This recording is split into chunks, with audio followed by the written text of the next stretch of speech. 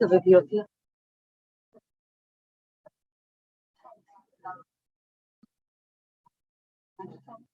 اعمله.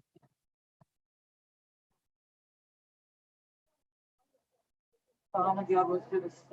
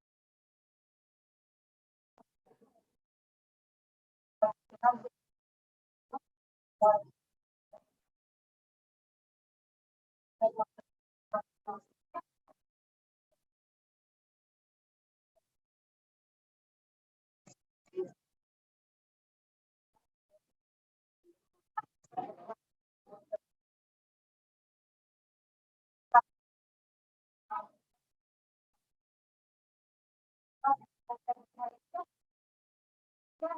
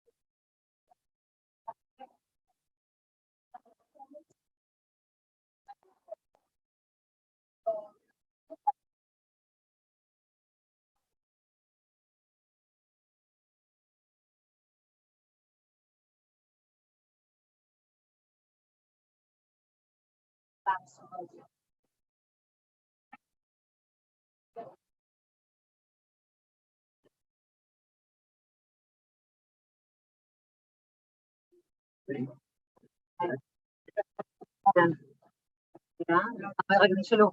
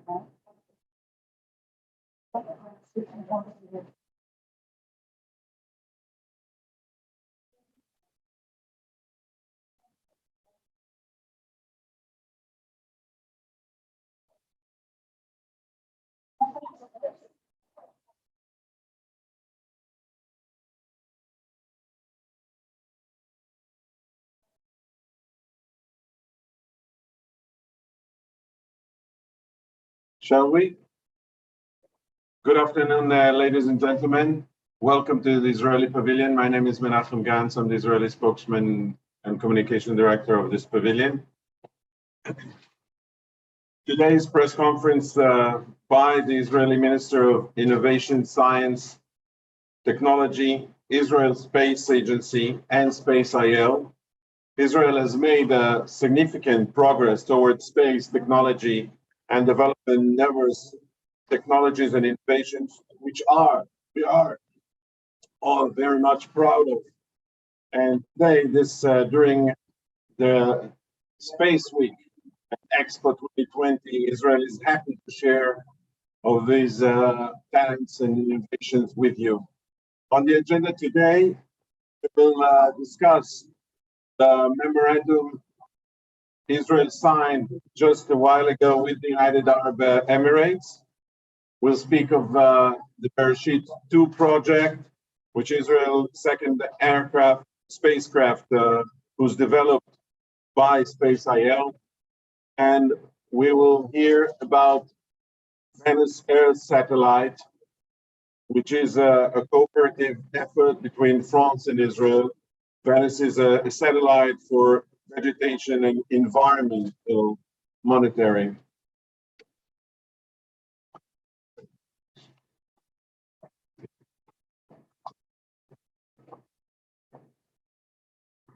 And with this exciting lineup, I'd like to introduce our first speaker today, Her Excellency, Mrs. Orit Farkas-Cohen, Israel Minister of Innovation, Science and Technology. Please, Minister.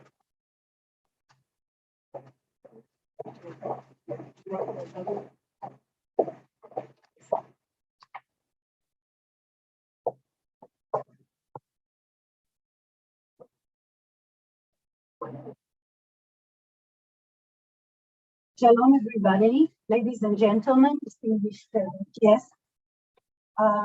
We had a very exciting and meaningful moment earlier today when we signed a significant MOU between both the Space Agency of Israel and the Emirates.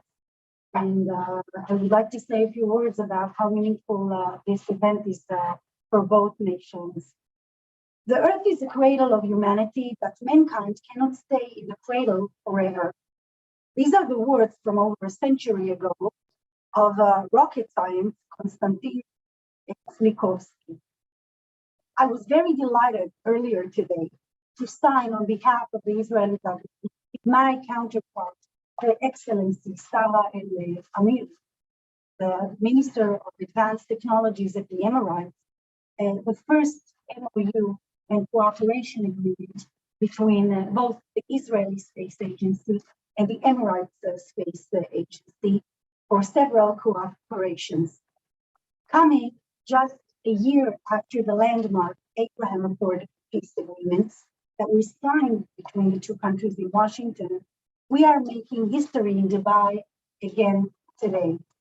Signing these agreements, which we have with only a few other countries around the world, is the first step in a long journey. This is the bedrock for a future of fruitful cooperation together, in our view. This is a cooperation of peace, but we and the Minister, Amiri, has also a similar vision where we see space, technology, and science not only as tools of thriving economy, but also an educational tool, a tool to connect between peoples and between countries. The MOUs that were signed earlier today culminates a year of work in which the two teams of the space agency learned about each other, worked together in preparations for today's signature. This was the agreement or the understanding between me and the minister.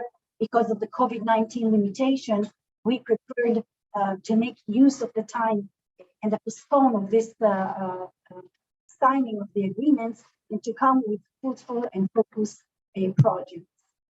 During that year, we learned that the two agencies, the Israel Space Agency and the United Arab Emirates one, have a lot in similar in values. They have complementary skill sets, and together we bring synergy to the table.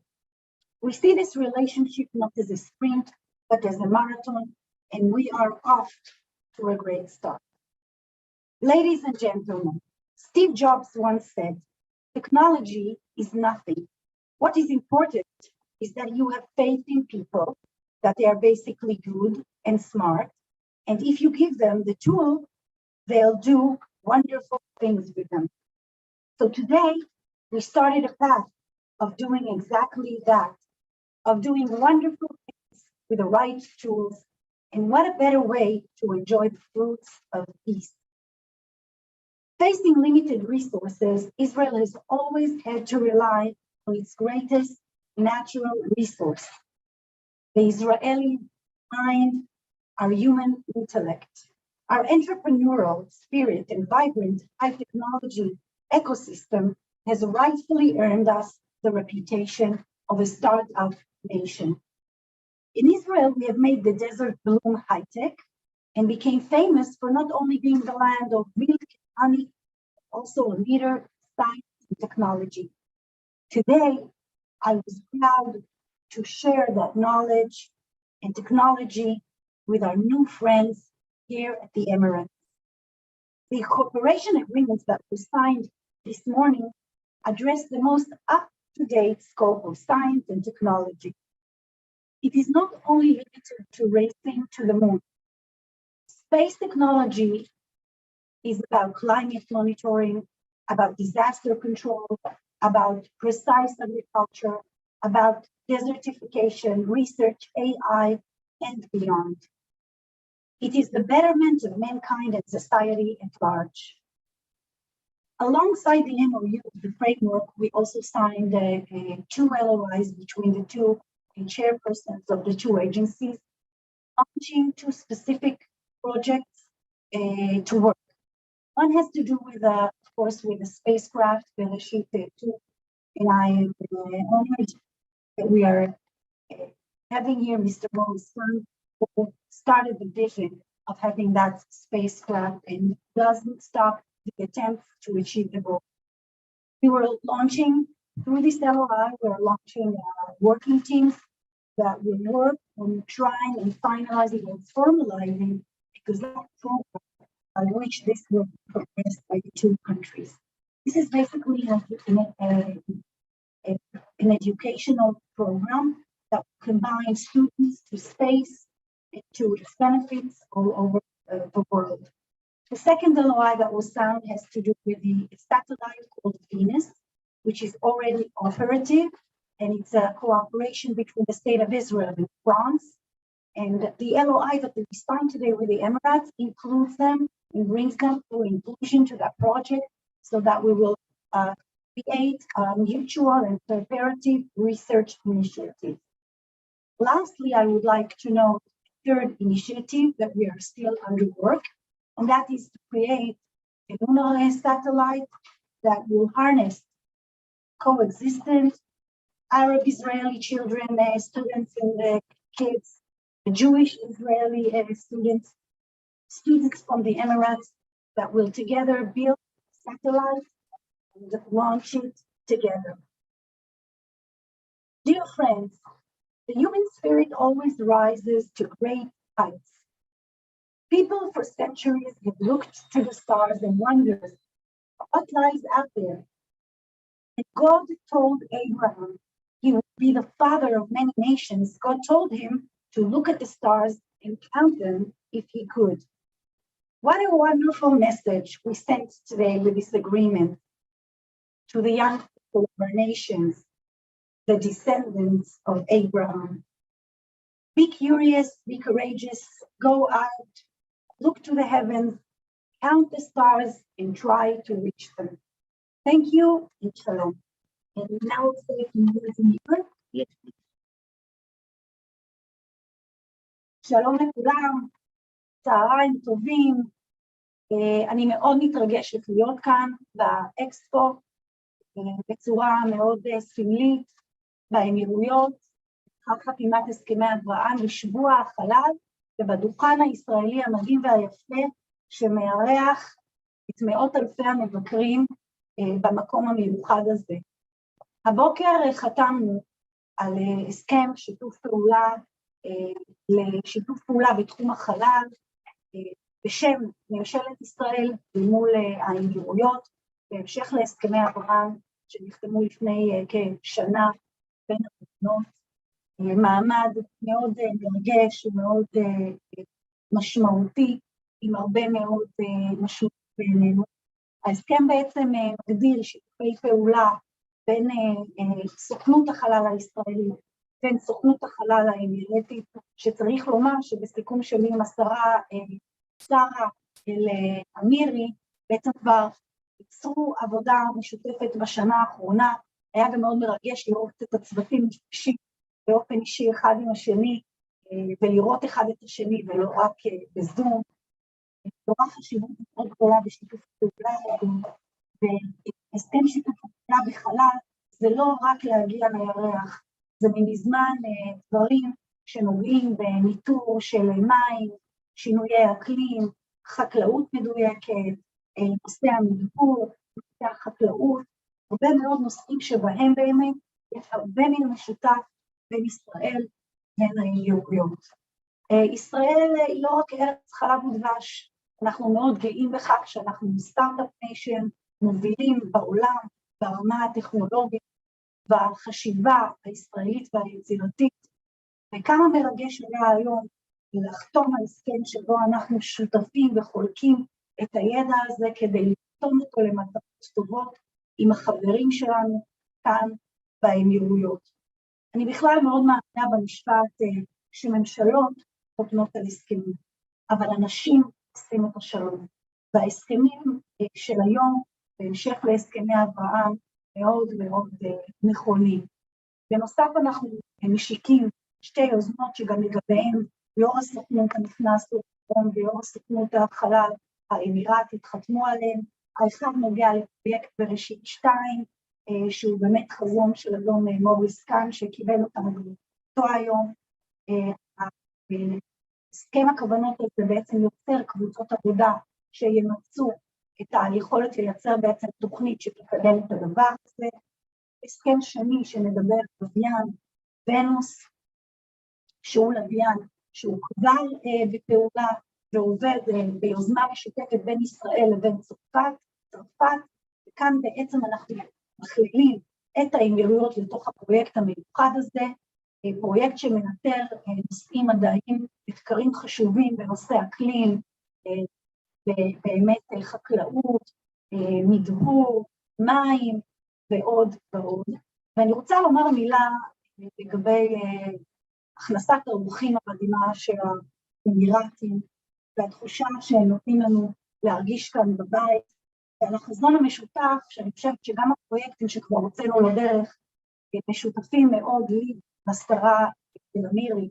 שתינו רואות במדע, בטכנולוגיה ובחלל, כלי שהוא לא רק כלכלי ומשמעותי מבחינת המשק של כל אחת מהמדינות ולהתפתחות של הרווחה הכלכלית, אלא כלי ממדרגה ראשונה שמחבר אנשים נמים והוא מקרב לשלום. וכזהו באמת הפרויקט השלישי שאנחנו עושים עליו עבודה משותפת בשלבי עבודה, והוא יקרא לוויין בשם לונה, שהוא בעצם יחבר נוער ערבי מישראל, נוער יהודי מישראל, נוער וביחד יבנו לוויינים שישודרו יחד. אני רוצה באמת לברך את כל המארחים שלנו, ולומר לסיום שבאמת כשאלוהים אמר לאברהם שהוא יהיה האב של כל האומות, אמר לו, תסתכל על הכוכבים ותספור אותם.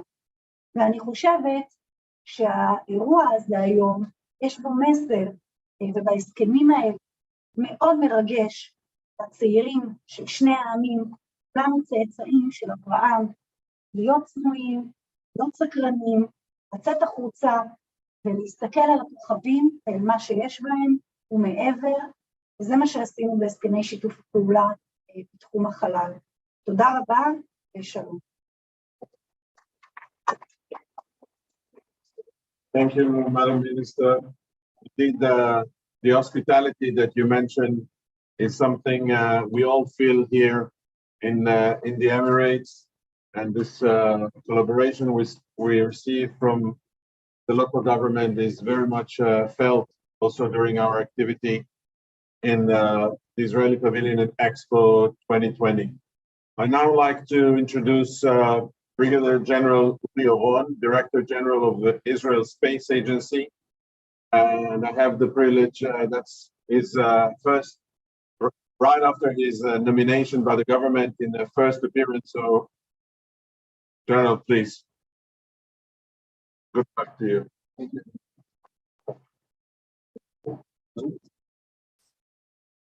Yeah, good afternoon. Good afternoon. It is a very, very important and fascinating day. The fact that we are doing it here right now, just a few hours after signing those two agreements, make this day very, very, very special. Those two LOIs that we just signed and the MOU that put the right umbrella to work under are very, very significant to the Israeli Space Agency and actually to the Israeli space sector. This sector, this is more than 40 years old, have a long and distinguished history. But those two, those agreements that we just signed today are putting a new milestone for a very, very fascinating future to both countries and to the Israeli space sector. People are tend to say that space is changing right now. This is not true. Space is not changing. It was always there. Nothing's happening regarding to the space. What happened is our capabilities, humanity's capabilities to reach space. This is what happens. The last couple of years, the fact that we can reach space much more easily brings to life very, very different capabilities will affect all of us. The state of Israel set a goal to be a leading nation in space. And we are going to do that by aligning a strategy that sits on four fundamental issues. The first one is to promote technology and to promote research. And Venice, that we just discussed, and we'll elaborate in a few minutes, Venice Satellites is just one example, not the only one.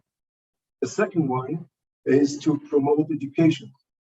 This is extremely important because if you want to be a leading nation, you need to have the right establishment that will grow from youth to academy and to be able to build all those new things and new stuff that we want to do. And the third pillar is to build the right ecosystem. Now, this is something that I think all of us should look out and put a lot of effort to build the right commercial and business ecosystem, such as we've done in the AI and the cyber world. This is thing that to be done in the space as well.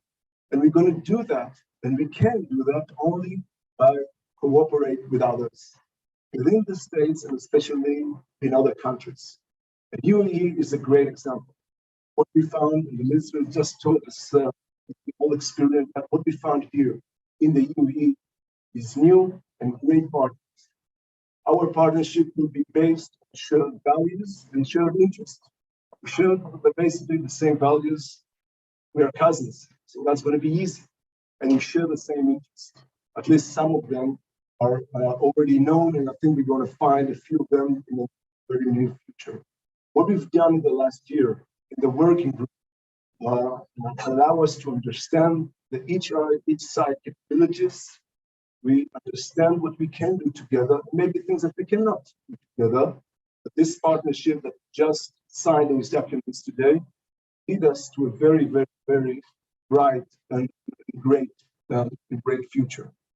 With that, what I would like to do in this opportunity is to invite Timothy that will let us go into much more details about a few of the working groups that she led with the UAEs and explain and tell us a little bit about what it is.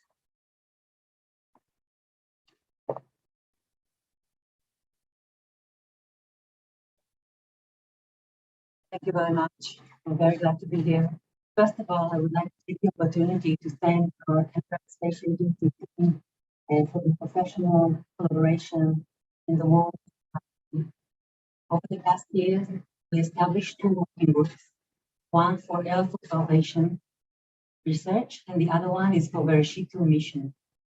Earth observation means that we want to study the environment, we want to understand better our vegetation, water bodies, all the natural resources that we have on Earth.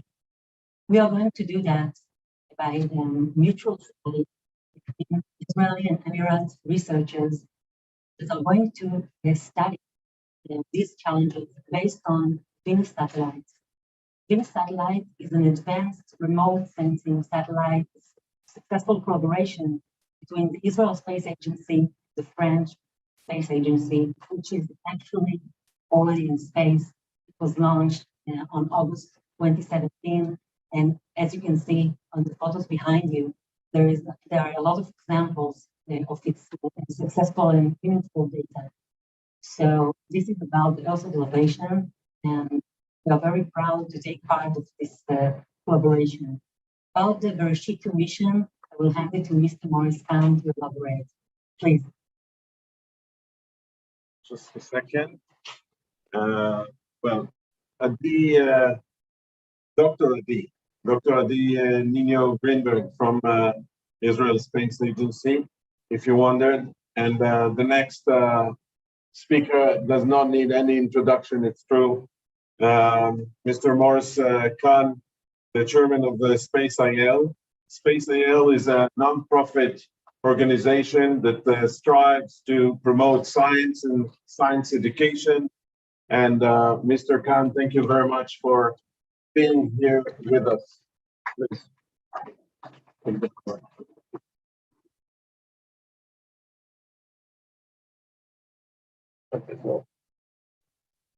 We'll take questions right after Mr. Kahn. It's really a pleasure to be here this afternoon. And this for me is a very, very special occasion. And if I want to tell you that I'm excited, I really am. I'd just like to take you back a little bit to Bereshit, which means Genesis. That was the name of our spacecraft that we put on the moon about 2 years ago. Now, that was a project that took 8 years. It took a long time to plan, a long time to execute, and the problem of raising the money for that project was very, very difficult. And I ran around looking for money for 8 years. And I lost sleep. I really felt it was my responsibility, and I was actually not doing the job. And eventually, my partner said, if you want to sleep, put your hand in your pocket and put in the money yourself. And that's basically what I did. And I financed about half of the project. And I must tell you that actually, in looking back, this is probably the best money that I ever spent. At the time that we did it, our objective was to get to the moon. It was part of a competition which is sponsored by Google and by the EXPO. There were 23 competitors from around the world. And that project was a project for a private company, not a government, a private company to put a spacecraft on the moon. There was a $20 million prize. Well, if I tell you that it cost us $100 million to try and get a $20 million prize, that was the story. But what actually happened was Google got a little bit tired because it took longer and longer and longer, and eventually Google withdrew completely. Now, once we got to the moon, we actually had what I'd call a hard landing. And I had 2 engineers with me when the spacecraft landed. And I told them, if we crash, don't say we crashed, just say we had a hard landing. And sure enough, we had a hard landing, but they said we crashed. And all the excitement and all the anticipation from around the world, people were looking at us. We were on television in the United States. Every television set in Israel was actually tuned in to see what we were doing. And these 2 engineers said, we crashed. And this was a big letdown. I grabbed the microphone and I said, we will launch another project to get to the moon again. And I subsequently went on television and I reinforced my commitment to go to the moon once again and complete the mission. But when I saw that the whole world recognized that we got to the moon, I wondered whether it was really worth the second try. But the truth of the matter is, once I felt that I had that commitment, I felt that we should really complete the project. And what we did was, the project was actually a much more refined project. We're not only going to get a spacecraft to land on the moon, this is a spacecraft that will orbit the moon for about 2 or 3 years. And that will give us a lot of possibility of doing all sorts of things and all sorts of communication. And it will have 2 landers. And these landers will go and they will land on the moon, on different spots of the moon, and they will actually use some research. This will give us the possibility of keeping young people involved in what we're doing during the whole process. Going to the moon is not just going to the moon. It's exciting a whole generation of young people about science and about space. And I can tell you that in Israel, after we actually had launched Bereshit, every child on one of the festivals was dressed up as a spaceman or even as a spacecraft. And then around the world, I discovered that there were several schools. But these schools also were involved. These children were involved. The satisfaction that I got from exciting young people to get involved in science, mathematics, and the subjects that really are important to them. This, for me, was really a validation of what we undertook to do. Now, this here is a small lander. This is small, compact, and neat. And that's what we're doing. We learned to do things that were actually it's really unthinkable. You've got to remember that up until then, the only landings on the moon were made by 3 countries: Russia, China, and the United States. And they have a tremendous infrastructure of industry, both in the science field and in the industrial field in general. And their expenditures were not in the millions, but in the trillions. It takes a tremendous amount of money to do it. We did it in a very intelligent and smart way. Now, one of my problems was actually management. We don't have people who know how to manage projects and going to space, but we were very lucky. We found a manager who actually undertook to do it at the end, in time, on budget, and we got it done. We have a situation now that we have a manager, and he is here with us, Shimon Sarid, and I have complete confidence in him. He has the background, he has the personality, and he has the ability to really complete the project, and I rely on him, and I sleep at night. He relies on me to provide the money, I provided him to do the work, and we'll get it done. All I can say is that actually we've had a lot of cooperation from the Minister of Science in Israel. I had a personal meeting with the Minister of Science here in the Emirates, and I spent some time with her, and it wasn't really talking about space, and it wasn't talking about our project. It was talking about my vision, and it was talking about her vision. And we developed a personal relationship. I'm a strong believer in personal relationships, and I think that we here are developing with the Emirates something which I think is going to be meaningful. I think that this project of a joint venture between the Emirates and Israel in space, I think will have a tremendous impact. It tells the world that the situation has changed. Israel's position in the Middle East is not like it was.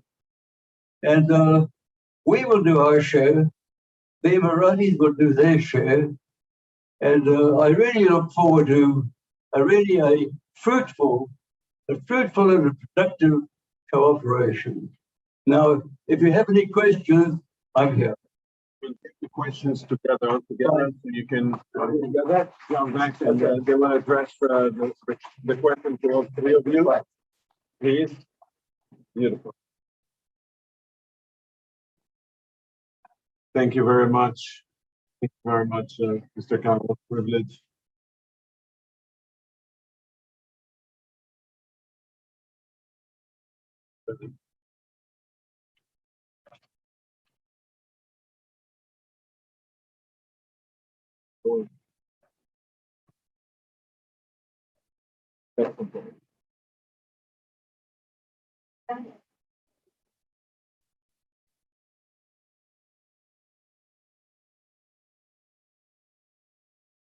We're now ready take some questions. Kindly, you can raise and present yourself and the media that you represent. We have a microphone. We do. Please.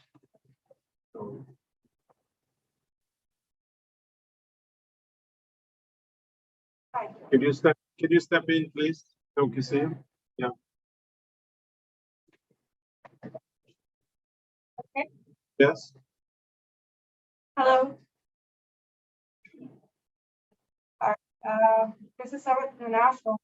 My question is, could you talk more about how the youth be involved? Could you just say you're addressing a question to Any of the any of that in the panel? yeah. Beautiful. If you could talk, the UAE would be involved, like elaborate how the UAE would be involved in the Bereshit 2 mission, as well as the Venus mission, just more details on what was included in the MOU. Are looking for more information regards the collaboration with Israel and the UAE on Bereshit 2. I think the general can take the question and wants to add. Yeah, thanks. So what we've signed today is the level of intent regarding those two missions. And I would like to elaborate a bit, first of all, about the potential of those two missions, and they are different. Actually, they are represent the changing that we experience in space. The first one is Venus. Venus is already there. Venus is a satellite that's already there to just create information, create data. What we need to do is to explore and to research data that is down. Help us to have a much better understanding of the changing the ecosystem, climate change, as well as doing a much better and precision agriculture. What we need to do in order to reach this point is to elaborate the research. What we've signed today in this LOI will enable the UAE to be part of this research, to take this data right now, only few countries are using, and to be part of this very, very important research. So in that regard, this is a very, very important step forward. Bereshit 2 is so different thing. This actually represents what the private sector is doing to the space industry, the space economy. What we have assigned today is a letter of intent that will enable to the UAEs to go inside this project as partners, to have their part in this amazing, tremendous, unique effort to reach to the moon. What will be inside this project need to be discussed, need to be understood. But right now, we do have the time, we do have the right umbrella to put all those things in place on time.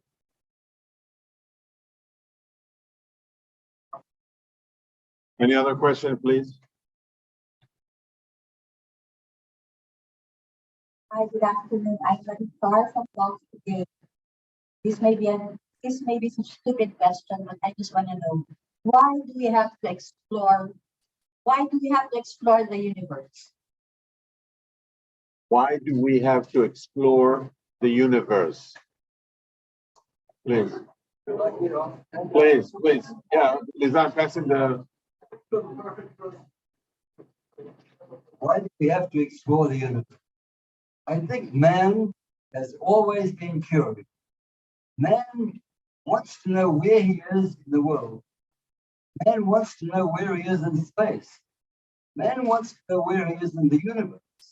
And now we know that it's not just one universe, that there are several universes out there. The quest for knowledge is always going to be there, and it should be.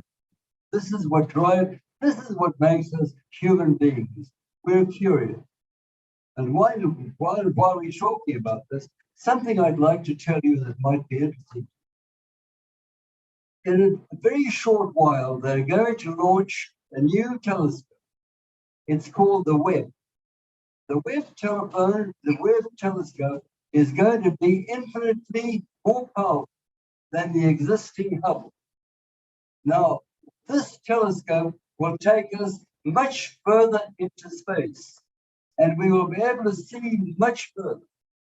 And it also takes us back into time, because we'll be looking and seeing things that happened a long time ago. And this is going to be, I think, when you realize what this new Webb telescope will be, you'll understand man's quest for knowledge. It was a $2 billion project. It's ended up $12 billion, and still counting. This is an indication of why we actually look at space. Director, would you like to add to that? Here. We want to explore the universe in order to give to the people. That's what we're doing. And we actually, exactly like Warren said, we've been doing that for ages. The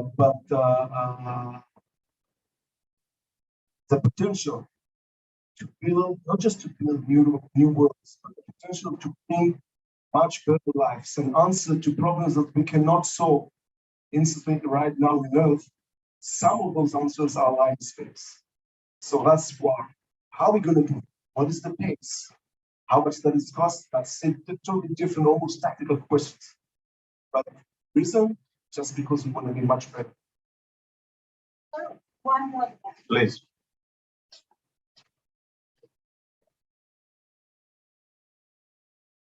You mentioned that in one of your network events about involving what the minister said is that the youth will be involved, the young generation will be involved. So how are you going to go about this?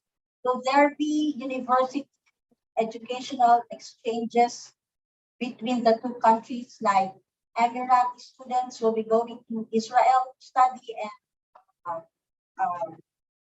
Israeli students coming here to know about the Emirates Space Agency and the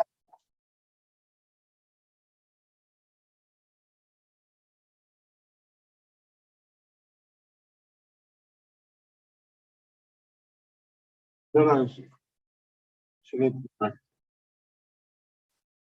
Okay, first of all, about your previous question, I think that why do we need to search the universe? I think that now we all understand that everything is connected to everything.